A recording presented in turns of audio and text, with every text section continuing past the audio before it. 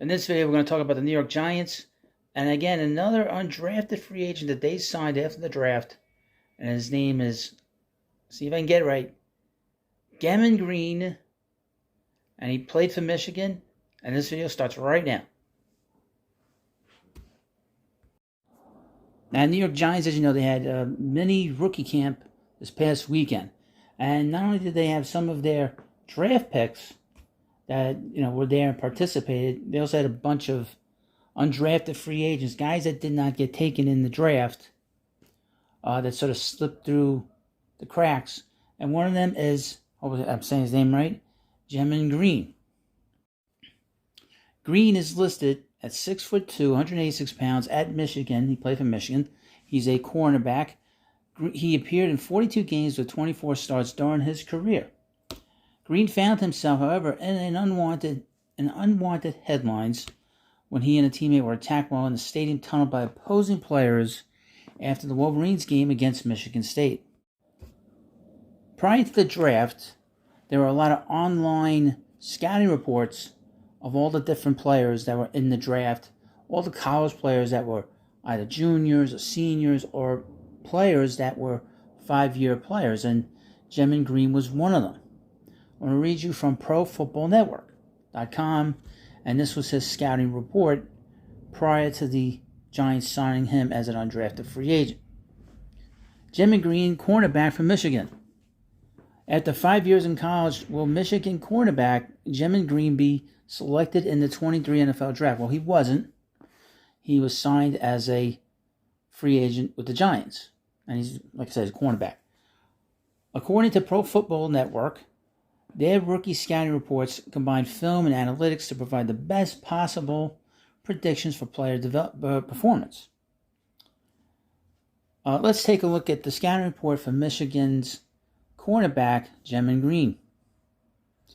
Green was a 3-star recruit out of DeSoto High School in DeSoto, Texas. He received interest from numerous schools and wound up fielding over 24 offers, some from Power 5 programs. After considering his options, he chose to play college football at Michigan. After redshirting his freshman year, Green got into a couple of games as a sophomore, but with only 3 appearances, he qualified for redshirt status a second time. Entering his third collegiate season, he still had 4 years of eligibility left. He wound up remaining at Michigan for 3 more seasons. Over his final 3 years in college, he started 22 games at cornerback. It's difficult to evaluate cornerbacks statistically, as the best indicator of their ability is when quarterbacks simply don't throw at them.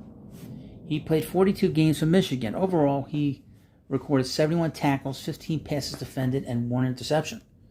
Now, this is Tony Pauline's scouting report on him. His strengths: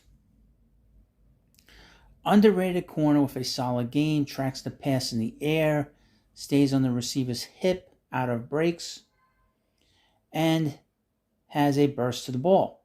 Mixes it up with opponents throughout the route, effectively diagnoses plays, and runs downfield with opponents.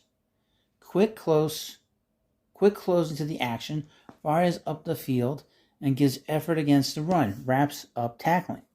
His weaknesses: a bit late flipping his hips in transition, must do a better job consistently getting his head back around to locate the pass rather than face guarding opponents. Struggles in battles. His overall, this is assessment of Gemon Green. He is a talented corner with solid ball skills who offers potential as a dime back in either zone coverage or backed off the line of scrimmage. Now, this is where they were going to project him in the draft. He obviously didn't get drafted. On Pauline's big board, Green ranked 24th overall, was projected to be drafted in the 7th round. Well, he didn't. With a 3.29 grade point average, he is Pauline's grade. He's Pauline's CB 31 in this class. Green's play over his 5 years in college wasn't anything special. He was not overly productive, nor was he dominant. His best season was his final one when he earned an All Big Ten honorable mention. College production is the most predictive indicator of NFL success.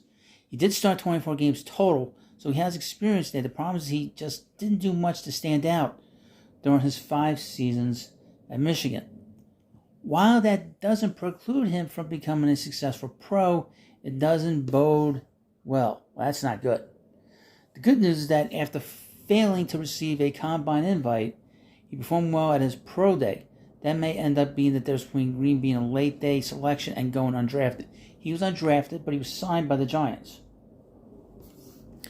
With that said, Pauline's projection suggests there's a very real chance he doesn't hear his name called on draft night, which is what happened.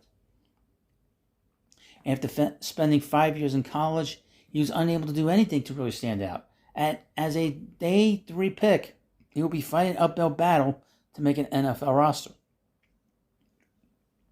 For later picks and UDFAs, a big thing NFL coaches look for is special teams experience. Fortunately, Green has that, which could go a long way toward him earning himself a spot on an NFL roster. If he can make a team, that would be a success for him. Now, if you follow the Giants this past year, one of the issues the Giants had was on their special teams. They weren't nearly as good as they should have been. They made some mistakes with receiving the ball from the kick, and sometimes there were breakdowns in both directions. So that is something that Green can provide, is that experience in special teams. Just because a guy doesn't get drafted doesn't mean that he's not going to be a professional or even a successful pro, but just be a professional player. Green could be a professional player. Even if it's, maybe once in a while he's a cornerback and then most times he's special teams. So, you let me know what you think about this video. Of course, thank you for subscribing if you're coming on. And please like the video, and thank you, and I'll see you later.